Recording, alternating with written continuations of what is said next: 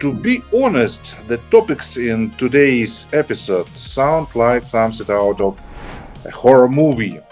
When I first read this story, I thought Stalin had returned. The closer Hungary gets to election, the more aggressive Viktor Orbán rhetoric toward Ukraine becomes. Hungarian foreign minister phoning the Russian foreign minister Lavrov during EU meetings to brief him on what is being discussed and what is being suggested and proposed. Gazprom and Rosneft, this is state oil and gas companies, may be involved in the abduction of over 2,000 Ukrainian children from occupied territories. Orban and others, the Slovakian premier, should ask themselves if these were Hungarian children and these were Slovakian children, would they still want to buy their gas and their oil from Russia?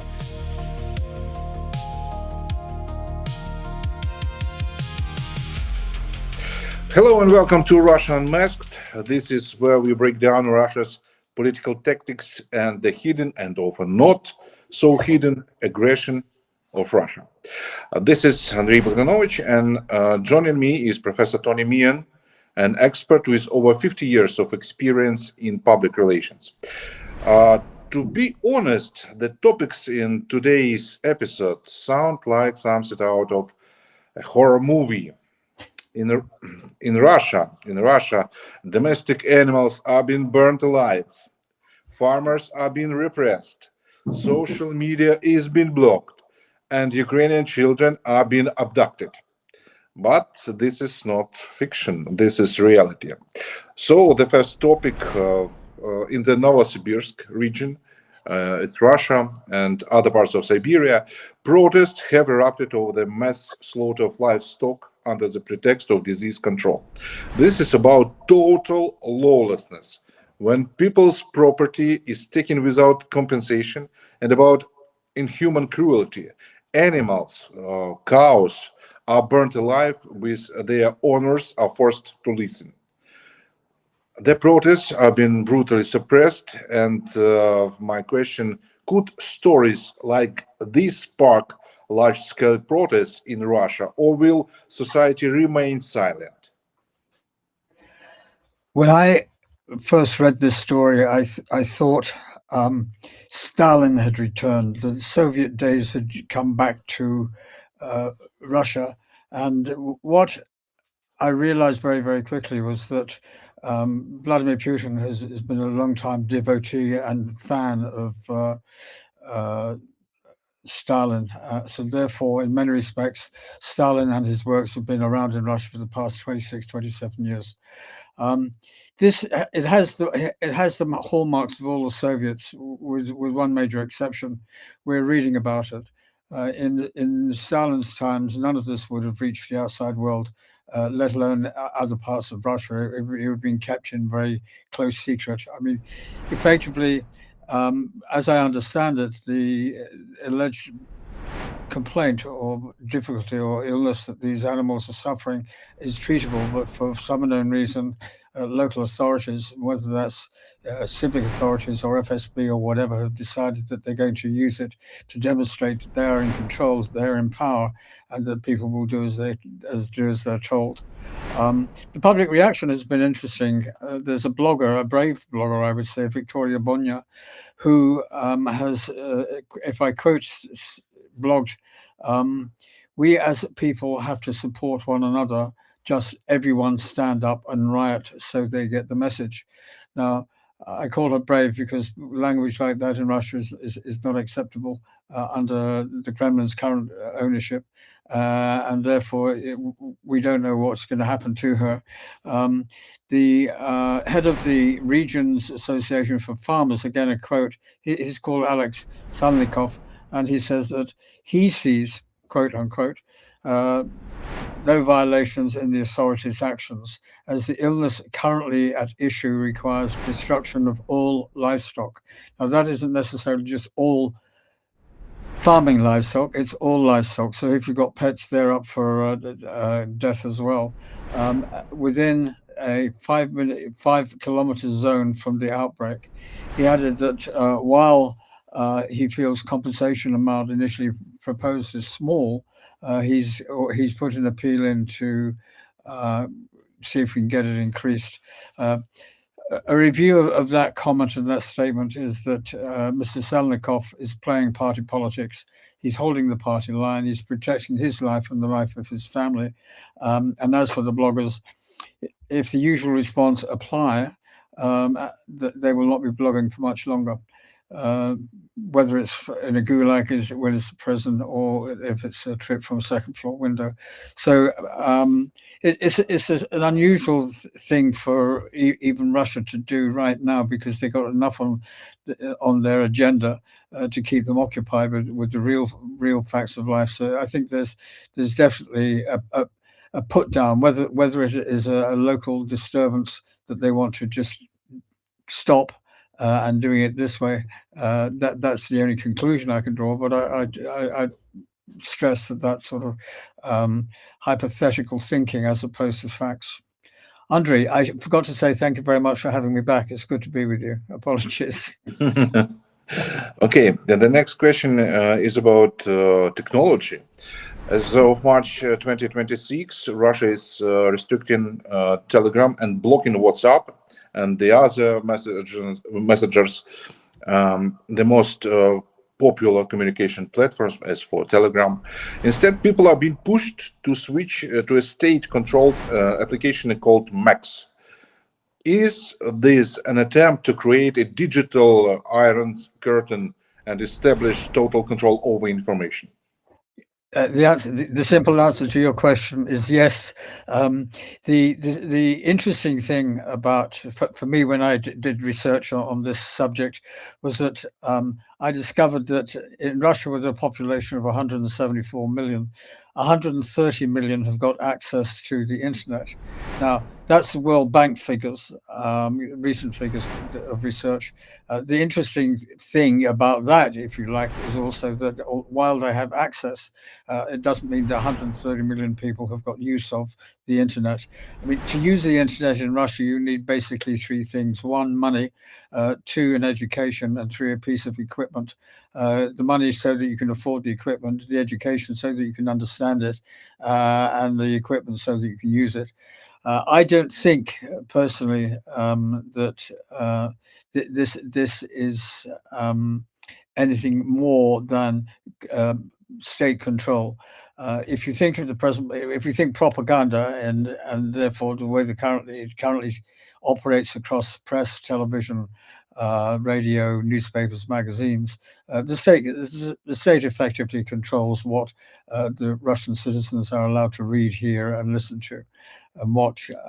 So therefore, when Mr. Gates and others came in with the internet and it offered a freedom, which basically meant that Russians, for the very first time, were able to access information outside of the propaganda zone, and therefore were able to not only find out about foreign news and foreign activity, but also what foreign newsmakers considered the truth to be insofar as Russia. For example, they learned that they had been at war for 4 years. They learned that there's almost now 1.3 million dead and wounded. They learned that Vladimir Putin was delaying and procrastinating the peace talks, and using Donald Trump, the American president, to delay those factors by playing him off of Zelensky and also off of the EU.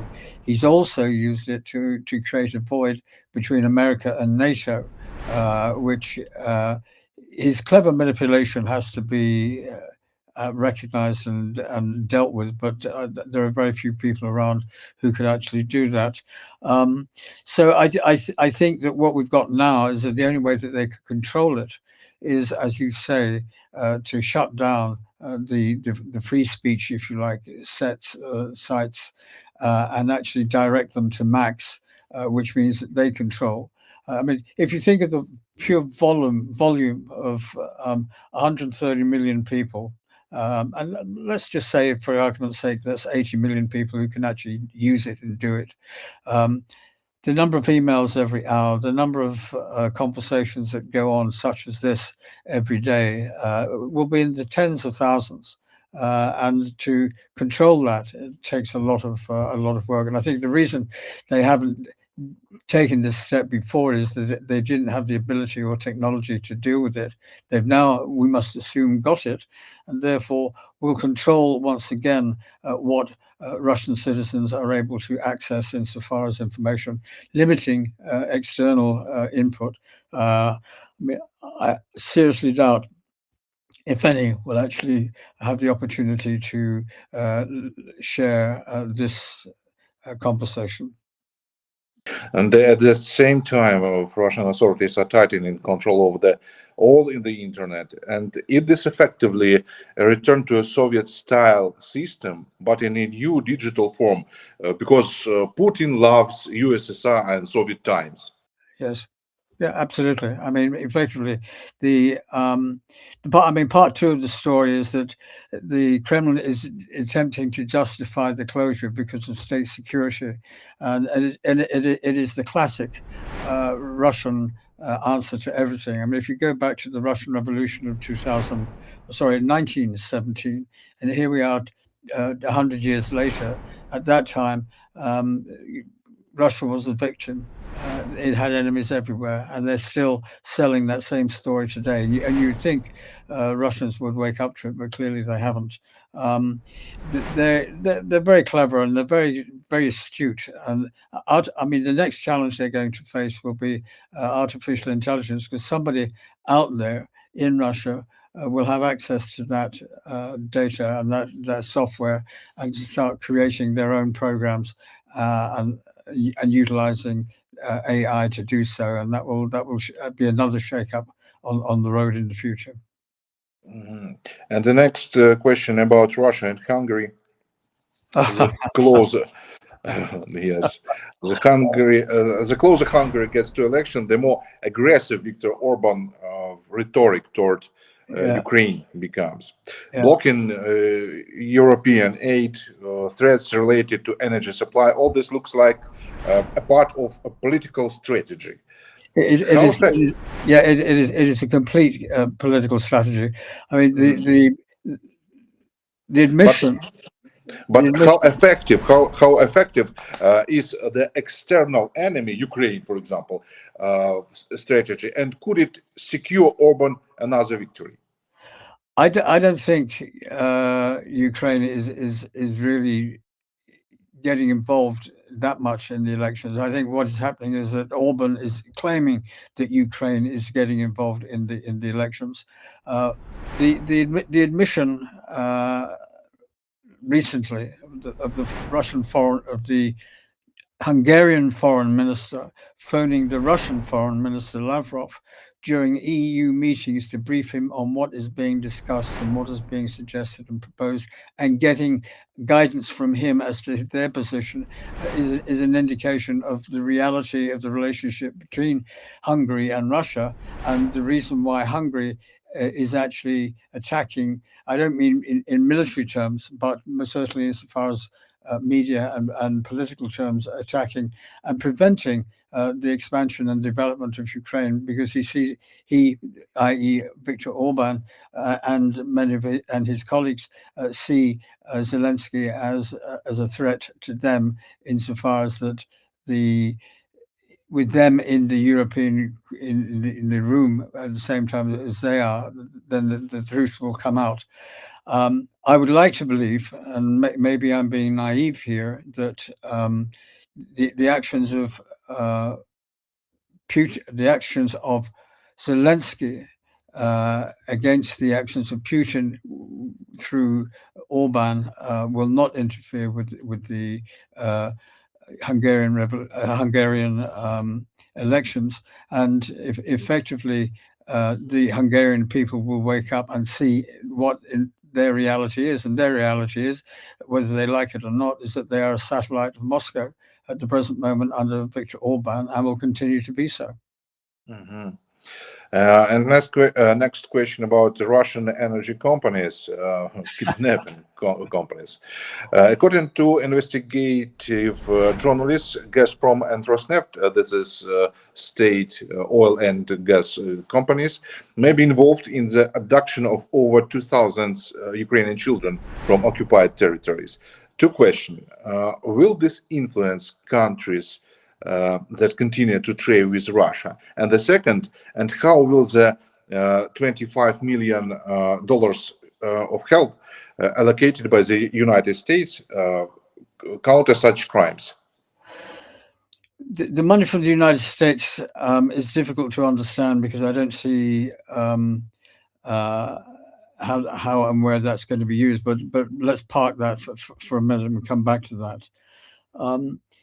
When I first heard the story, the first thing I did was to just check the legal situation, the legal position, and it came as no surprise, and it was obvious in many respects already, that in accordance with the International Criminal Court in The Hague, that the abduction, kidnapping, and indoctrination of a child, any child or number of children, into a different social structure is a war crime.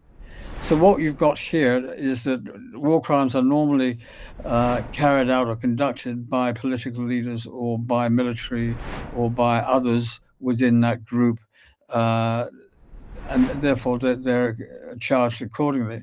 What Russia has done here is to incorporate a major international corporation, and I think the impact that will have, and it again depends on the amount of coverage that this story gets worldwide. The Yale report basically indicates quite clearly that this is not a commercial action; it's a state policy. So therefore, as a state policy, it should be expected that Russia would do this. Should we be surprised?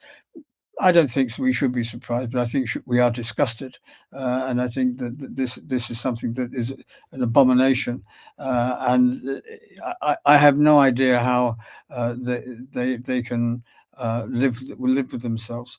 I mean, as we know from previous experience, and we're talking really in for 27 years, but more specifically over the last 4 years, is that Putin, everything is a weapon.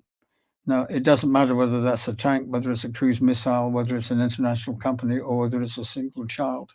He will use it as a weapon. And he saw the opportunity to damage and injure Ukraine, possibly psychologically as opposed to physically, whereby by removing 2,000 plus children out, taking them to Russia and indoctrinating them into becoming their new Russians, their new little silver Soviets, is something that is an abomination.